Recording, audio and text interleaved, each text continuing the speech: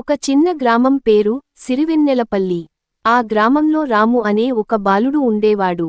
రాము చాలా తెలివైనవాడు కాని కొంచెం అలసత్వం ఉండేది. స్కూల్కు వెళ్లడం కంటే బయట ఆడుకోవడం అతనికి చాలా ఇష్టం. ఒకరోజు రాము తాతయ్య అతనిని పిలిచాడు. రాము, జీవితం అంటే కేవలం ఆటలు కాదు, నేర్చుకోవడం కూడా చాలా ముఖ్యమని తెలుసా అని అడిగాడు.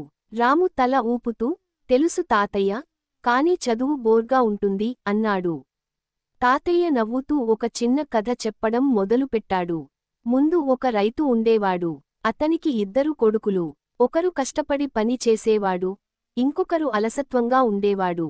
కాలం గడిచే కొద్దీ కష్టపడిన వాడికి మంచి పంట వచ్చింది. అలసత్వం ఉన్న వాడికి ఏమీ రాలేదు. చివరికి అతను తన తప్పు తెలుసుకున్నాడు. ఈ కథ విన్న తర్వాత రాము కొంచెం ఆలోచించాడు.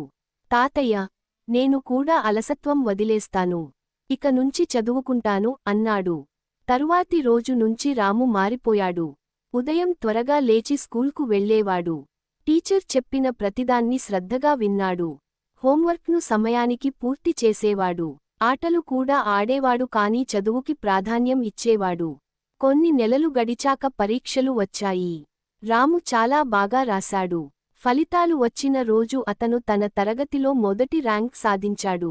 అతని తల్లిదండ్రులు, తాతయ్య చాలా సంతోషపడ్డారు. తాతయ్య రామును చూసి, చూసావా, కష్టపడి పనిచేస్తే ఫలితం ఎంత మధురంగా ఉంటుందో అన్నాడు. రాము చిరునవ్వుతో, అవును తాతయ్య, మీరు చెప్పింది నిజమే. నేను ఇక ఎప్పటికీ అలసత్వం చేయను అన్నాడు.